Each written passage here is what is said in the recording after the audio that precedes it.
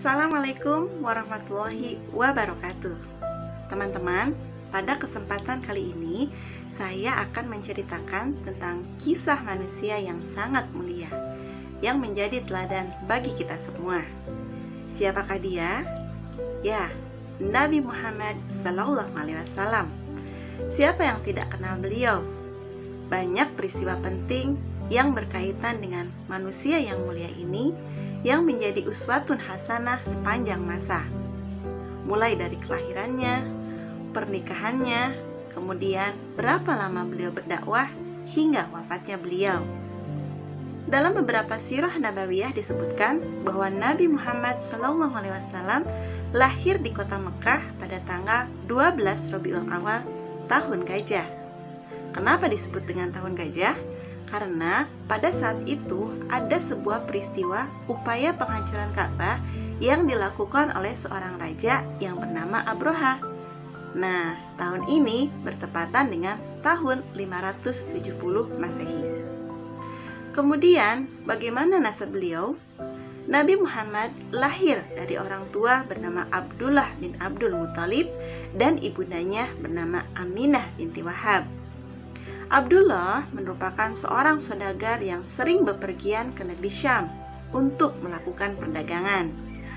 Akan tetapi, ayahnya Nabi, yaitu Abdullah, meninggal dunia saat ibundanya, yaitu Aminah, mengandung Nabi yang baru berusia 2 bulan. Setelah itu, Nabi Muhammad pun lahir tanpa didampingi oleh sang ayah. Setelah lahir, Nabi Muhammad diserahkan kepada Halimah Sa'diyah untuk disusukan. Karena zaman dulu masyarakat Arab memiliki kebiasaan menyusukan anak-anak mereka kepada perempuan desa. Hal ini bertujuan agar anak-anaknya tumbuh di lingkungan pedesaan yang udaranya masih bersih. Nah, Nabi Muhammad pun tinggal bersama ibu susunya di desa Bani Sa'ad selama 4 tahun. Kemudian di usia 6 tahun, sang ibunda pun wafat. Kemudian Nabi Muhammad dirawat oleh kakeknya dari pihak ayah, yaitu yang bernama Abdul Muthalib. Tak berapa lama, selang waktu 2 tahun bersama kakek, sang kakek pun yang merawat beliau meninggal dunia. Sejak saat itulah Nabi Muhammad SAW dirawat oleh pamannya yang bernama Abu Thalib, yang merupakan salah satu petinggi dari keluarga Bani Hashim. Selama dengan pamannya, Nabi pun sering ikut berdagang ke negeri Syam bersama pamannya. Nabi Muhammad kemudian menikah dengan Siti Khadijah yang tidak lain adalah majikannya ketika berdagang. Siti Khadijah adalah wanita yang terpandang, wanita kaya, cantik, dan berasal dari golongan orang berada di Arab pada saat itu. Khadijah adalah wanita pertama yang masuk Islam dan banyak membantu Rasulullah SAW menyebarkan agama Islam di Arab. Nabi menikah dengan Khadijah pada saat usia 25 tahun, sedangkan Khadijah pada saat itu berusia 40 tahun. Nabi Muhammad kemudian mendapatkan wahyu untuk pertama kalinya di saat usia 40 tahun. Setelah mendapatkan wahyu dari Allah Subhanahu wa Ta'ala, Nabi pun mulai melakukan dakwah. Pada awalnya, dakwah yang dilakukan Nabi dengan cara sembunyi-sembunyi, kemudian sampai Allah pun memerintahkan untuk berdakwah secara terang-terangan.